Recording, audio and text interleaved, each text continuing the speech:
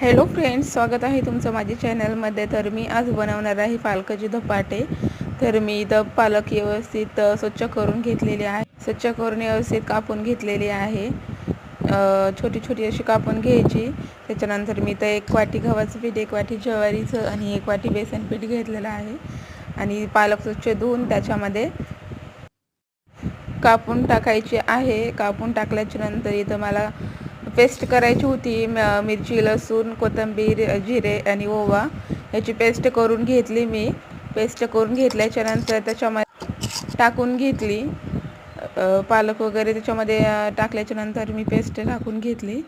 थोडीशी हळद टाकली, चवीपुरतं मीठ, थोडासा कांदा आणि एकत्रित करून घ्यायचं.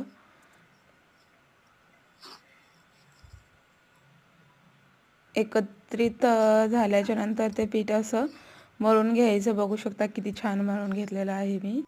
तर तुम्ही मुलांच्या टिफिनसाठी करू शकता. खूप छान आणि पौष्टिक असे धपाटे होतात. तर मग मी तर लगेच करायला घेतले.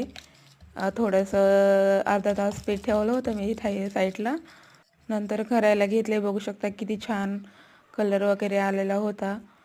तर खायला खूप छान लागतात. नक्की तुम्ही पण ट्राय करा.